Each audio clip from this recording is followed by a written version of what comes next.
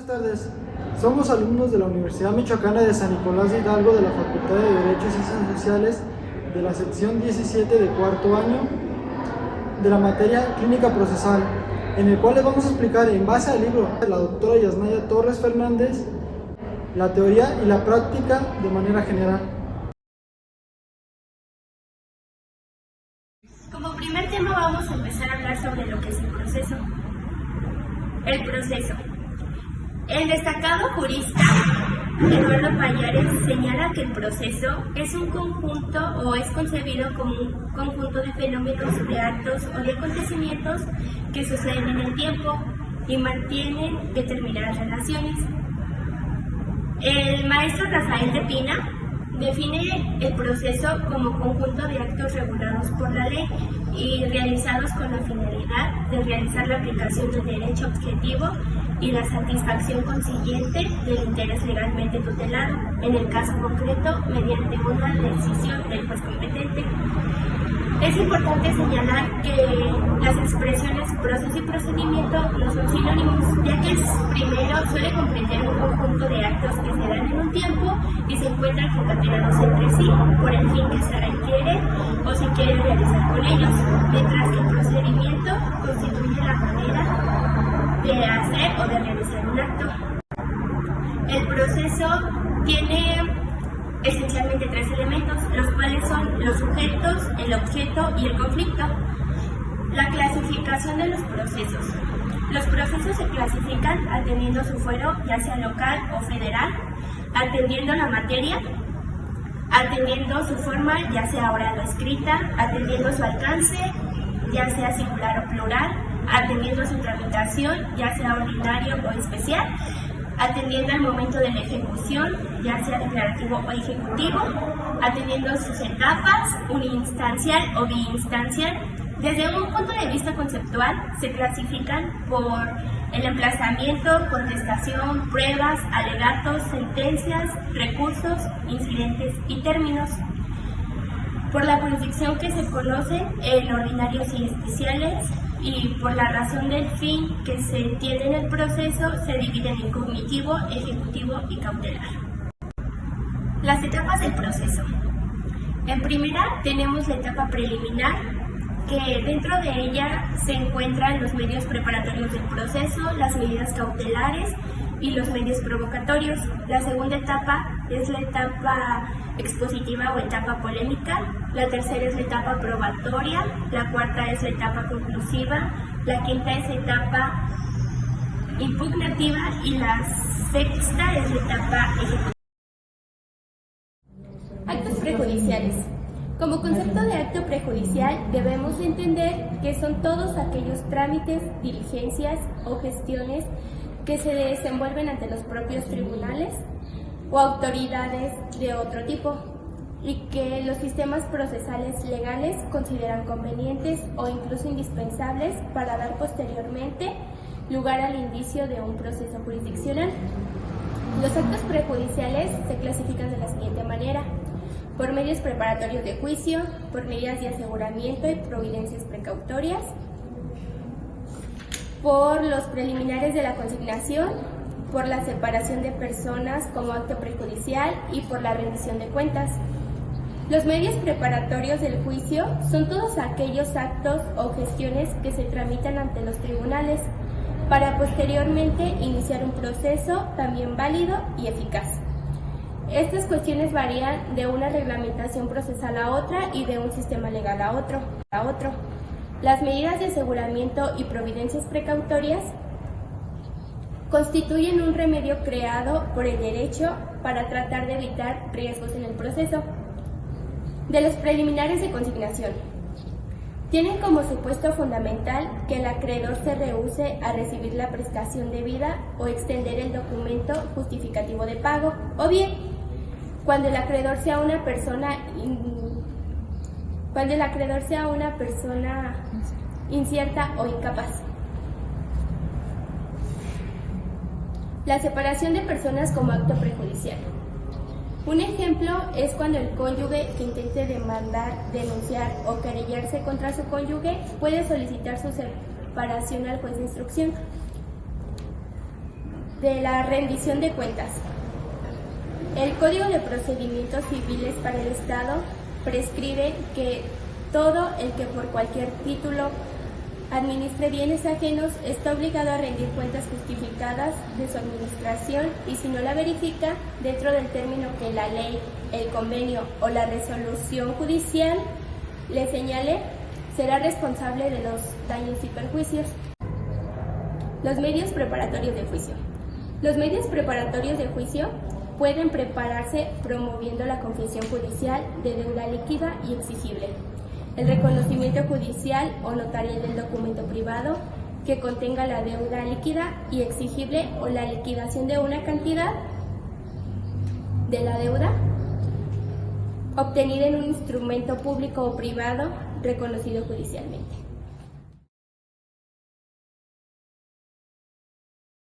La demanda es la primera petición que el actor hace para formular sus peticiones, solicitando de un juez o tribunal la declaración, el reconocimiento o la protección de un derecho. Con ella se inicia el juicio y es precisamente la sentencia la que debe resolver sobre las acciones deducidas. Una vez que resolvemos la demanda, debemos hablar cuáles son los requisitos que debe contener. El artículo 301 del Código de Procedimientos Civiles señala los siguientes requisitos.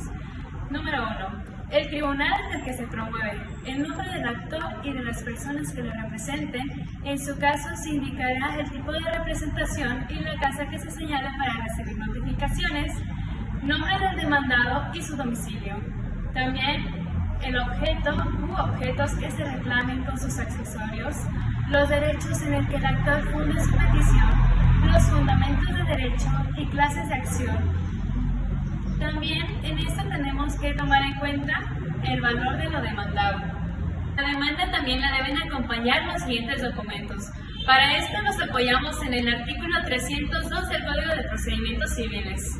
El documento que acredite el carácter con el que el litigante se va a presentar en juicio, el poder que acredite la personalidad del que comparece a nombre de otro, documento en que se funde la actuación, tantas copias en común del escrito y documentos cuantos fueran las personas demandadas.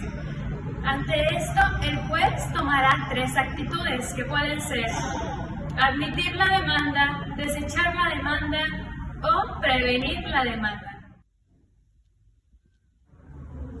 El emplazamiento es el acto procesal de comunicación a través del cual el juzgador da a conocer al demandado la admisión de una demanda enderezada en su contra, así concediéndole un plazo para que se libere de la carga de la contestación. Ovalle Favela señala que son 2 elementos del emplazamiento. Una notificación en la cual se le hace saber al demandado que hay una demanda en su contra y que ésta ha sido admitida por un juez. Y el emplazamiento, en sentido estricto, ofrece un determinado plazo para que pueda contestar la demanda el demandado. Para Alcalá Zamora y Castillo, en términos generales, la notificación abarca diferentes especies. Notificación en sentido específico, esto solamente se limita al traslado a una resolución judicial. Citación, que implica un llamamiento para que se presente una persona en día, hora y lugar determinado.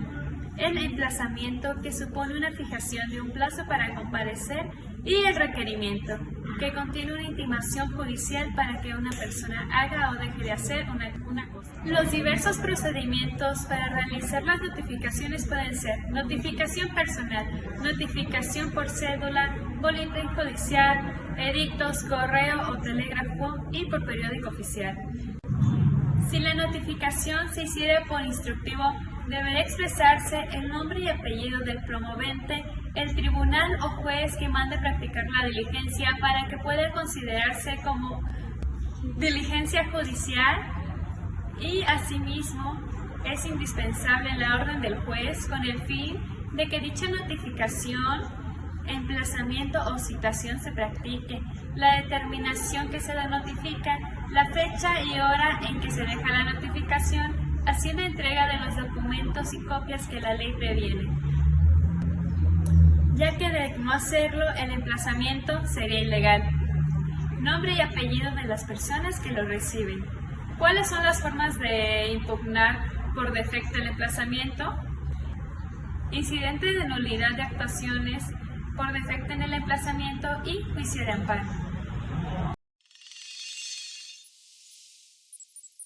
La contestación de la demanda es la respuesta que debe presentar el demandado frente a la demanda en el plazo y ante la instancia legalmente convenida. En los juicios ordinarios, el término para comparecer a juicio es de 9 días. Las posturas del demandado frente a la demanda. El allanamiento es el acto procesal en el cual el demandado admite expresamente la procedencia de la acción ejercitada en su contra. La confesión es la admisión que se hace en juicio o fuera de él de la verdad de un hecho o de un acto. Si podrá ser judicial o extrajudicial. Reconocimiento es la admisión y aceptación del derecho.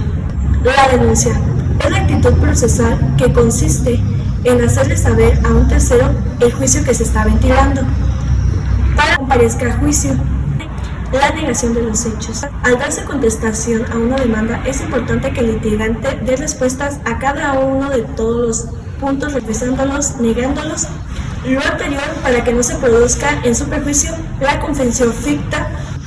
La negación del derecho consiste en manifestar al juez de los autos que el autor carece de la acción o derecho a demandar en la forma y en los términos que lo hacen. Las excepciones y defensas. La defensa son los hechos o argumentos que hace valer el demandado en juicio para destruir la acción o impedir su ejercicio. La excepción es el título o motivo jurídico que alega el demandado con el fin de hacer ineficaz la acción. Las excepciones suelen clasificarse en excepciones dilatorias o procesales y excepciones perentorias o sustanciales. El Código de Procedimientos Civiles del Estado de Michoacán señala las excepciones dilatorias: la incompetencia por declinatoria, la litispendencia, la falta de personalidad o de personalidad en el actor o el demandado, la falta de incumplimiento del plazo a que esté sujeta la acción intentada, la división, la exclusión, la de arraigo personal y ofensa de estar a derecho cuando el actor fue extranjero. En la reconvención, las partes asumen a la vez el carácter de actor y demandados. La rebeldía contumacial es la situación procesal producida por no dar contestación oportuna a la demanda o a la reconvención. Teoría general de la prueba. Contestada la demanda o dada por contestada, se abrirá el juicio a prueba, por el término que la ley señale para cada tipo de juicio. En el juicio ordinario será por 25 días. El Código de Procedimientos Civiles establece los siguientes medios de prueba: la confesión, instrumentos públicos y auténticos, documentos privados y los demás medios de pruebas que establezca la ley. Reglas que maneja el Código de Procedimientos Civiles: limitación de las pruebas por el derecho y la moral. 2. Facultad de los tribunales para decretar en todo momento diligencias probatorias. 3. Indemnización de daños y prejuicios a terceros por comparecer o exhibir cosas. 4. No renunciabilidad de los medios de prueba. Y 5. Solo los hechos están sujetos a prueba. 6. Legalidad y pertinencia. 7. Término para la práctica de las diligencias de prueba. Las pruebas supervinientes son aquellas de las que no se tenían conocimiento en el momento normal del ofrecimiento. Principios rectores que rigen la actividad probatoria. El principio de la necesidad de la prueba. El principio de la prohibición de aplicar el conocimiento privado del juez sobre los hechos. Principio de la adquisición de la prueba. Principio de la contradicción de la prueba. Principio de publicidad de la prueba. Los sistemas de valoración de la prueba. El sistema de la prueba legal o tasado. El sistema de prueba libre y el sistema mixto. La carga probatoria. El que afirma está obligado a probar. El que niega solo estará obligado a probar cuando la negación envuelva la afirmación expresa de un hecho, cuando por la negación se desconozca la presunción legal en su favor con el colitigante, cuando se desconozca la capacidad, cuando la negativa fuera el elemento constitutivo de la acción.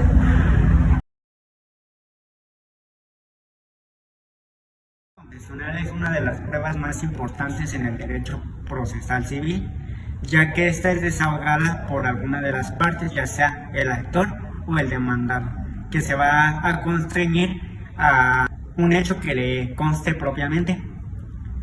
Hay diferentes requisitos que se requieren para el desahogo de esta prueba, la cual es que las personas que la desahoguen, ya sea el actor o el demandado, deberán de tener capacidad jurídica y deben de ser sobre hechos que sean propios. Además, hay diferentes clasificaciones que se hacen en cuanto a esta prueba, la cual es que puede ser expresa o tácita, simple y cualificada. Son simples aquellas que se derivan a constreñir solo sobre una respuesta, el decir si sí o no, y son cualificadas aquellas que se pueden agregar adicionar alguna palabra o frase. Clasificará absolvente a aquella persona que dé contestación a las preguntas. Se le debe de notificar al absolvente con un término de 24 horas como mínimo, ya que debe de comparecer ante la audiencia del desahogo de esta prueba, y si no concoge al desahogo, se tendrán por ciertos todos los hechos en el pliego de posiciones. Pues debe de estar presente en el desahogo y que la persona debe de constreñirse a contestar con un sí o no. No debe de evadir la pregunta planteada, ya que si lo hace, el juez podrá apercibir con algún tipo de multa o se dará por confeso. La prueba testimonial es aquella prueba en la cual el actor o el demandado puede citar bajo el régimen de la autoridad a varias personas. Ya sea el actor o el demandado, podrá ofrecer de 1 a 5 personas para testificar en su favor. Cabe mencionar que es importante que cada uno de los testigos debe de tener capacidad jurídica y que deben de ser sobre hechos que le conste de manera propia, es decir, los debe de presenciar. Hay diferentes tachas en las cuales no se admitirán diversos testigos, que son los menores de 14 años cuando así lo prevenga la ley, además los que sean incapacitados mentales, los menores de edad, los que sean enajenados mentalmente, los que tengan algún tipo de vicio, ya sea alcohólico o por medio de algún tipo de drogas, también los que hayan sido anteriormente incurridos en algún tipo de delito como es la falsificación de firmas o de documentos. El desahogo de esta prueba es importante para el proceso civil, ya que por medio de los testigos se puede acreditar un hecho que va a dar solución a la litis. Es importante señalar que en el desahogo el juez realizará diversas preguntas a los testigos, los cuales serán su nombre, su edad, su estado civil, el hecho que conste al declararlo.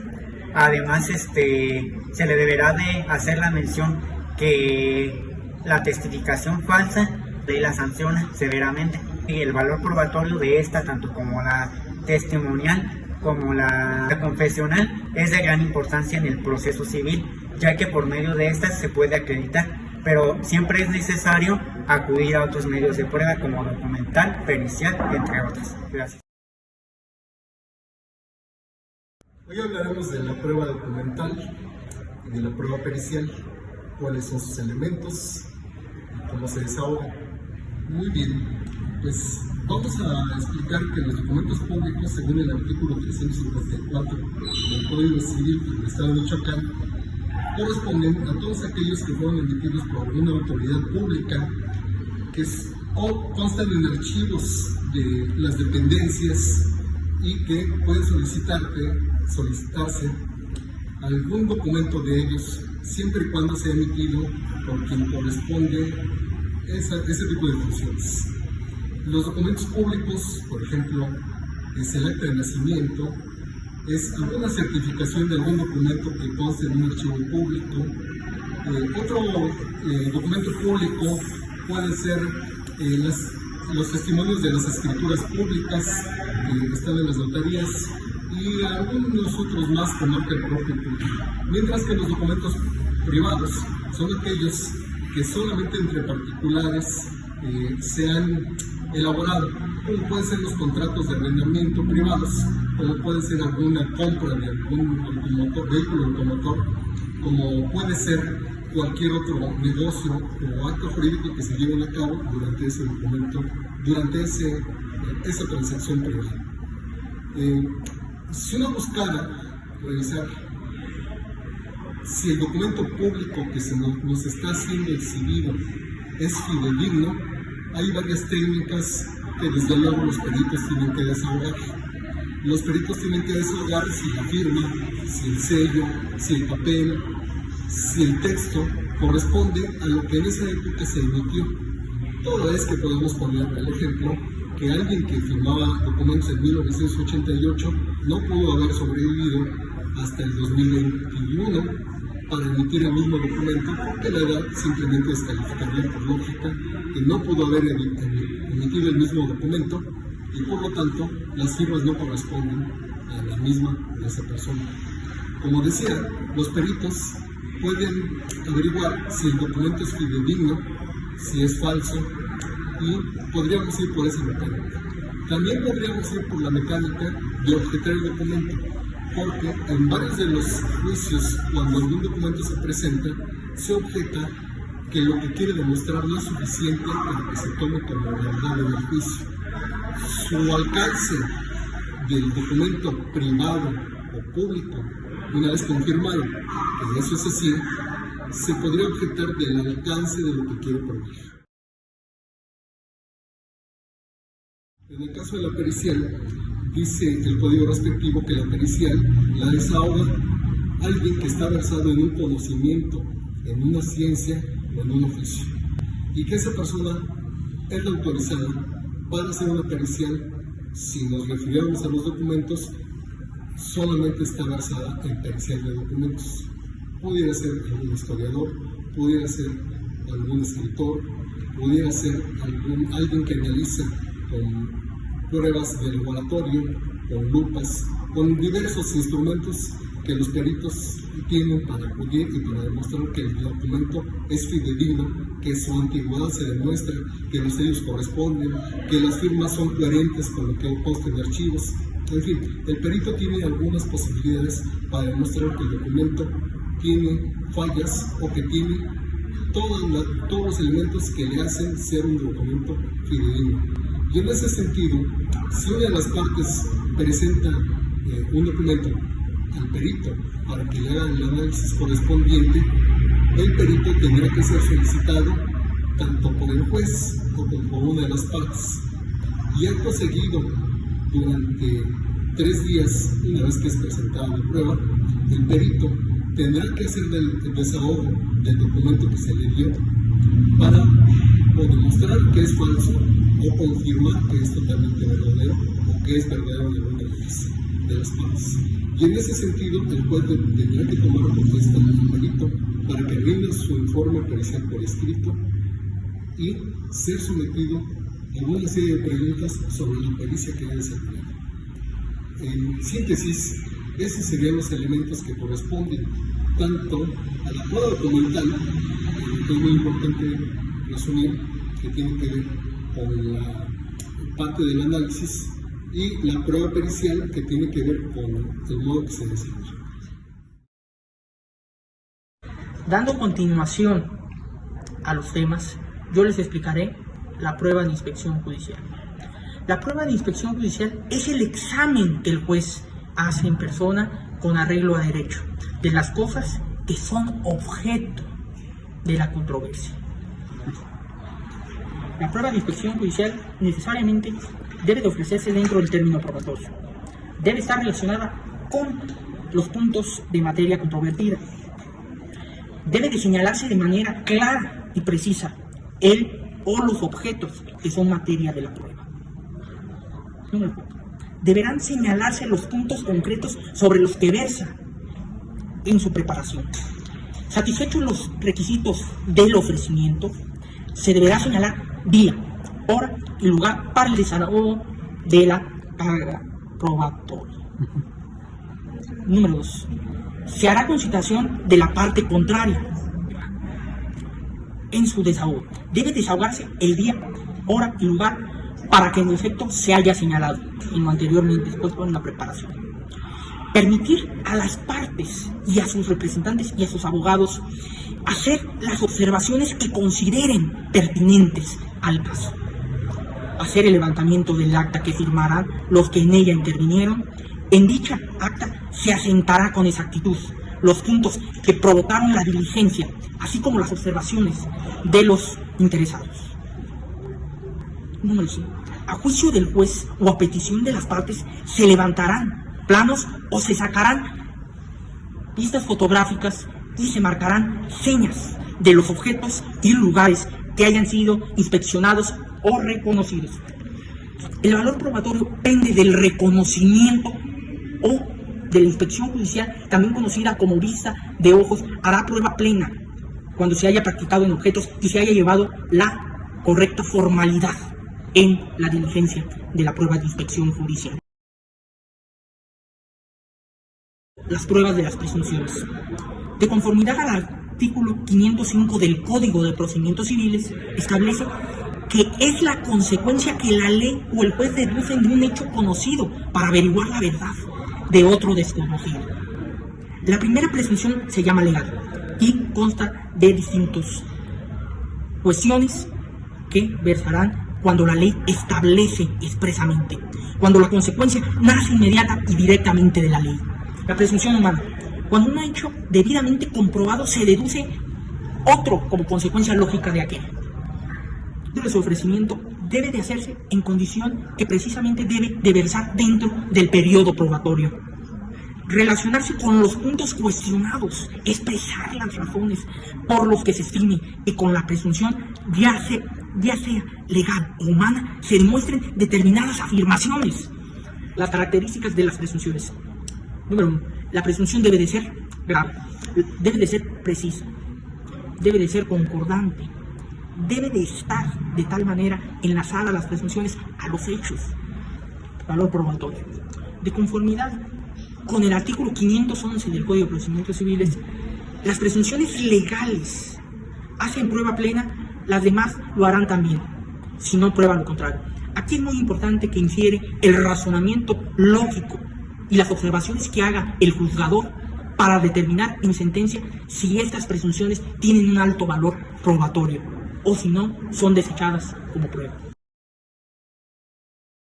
¿Qué son los alegatos? Para poder entender un poco más el concepto de alegato, debemos remontarnos a la palabra como tal, a su término, alegatus, que proviene del latín, el cual significa escrito, en el cual expone el abogado las razones por las cuales está fundamentado el derecho de su cliente y se imputa, en este caso, el del adversario. En base a esto podemos darle un concepto mejor como tal, que será todas aquellas argumentaciones que hacen las partes con respecto de provocar una convicción en el juzgador. Todo esto es en base a las pruebas ofrecidas y desahogadas durante el proceso y que estas van a determinar la veracidad de dicho proceso, en base también a todos los derechos aplicables y fundamentados de igual manera todos aquellos que fueron invocados. En cuanto al término, aquí nos vamos a utilizar lo que es el Código de Procedimientos Civiles del Estado, en el cual nos indica que va a ser una vez que concluya el término probatorio, o en su caso el incidente de taquis, y el juez mandará por oficio, mandará que los autos sean vistos por las partes y estos tendrán un periodo de 3 días para poder presentar sus alegatos. Una vez que los presentaron o no los presentaron, el juez va a citar a las partes para dictar sentencia. Regularmente los alegatos se hacen de manera escrita, pero más que nada en la práctica se ve que se hacen de forma oral una vez no presentados de esta forma. La doctora Yasbaya, en su libro Clínica Procesal, y la práctica y la teoría nos hacen unas cuestiones muy importantes, porque ella pone a prueba si realmente son importantes como tal los alegatos. Ella nos indica que de nada pueden influir estos, o sea, no tienen que meter justificación en el procedimiento civil los alegatos. ¿Por qué dice esto?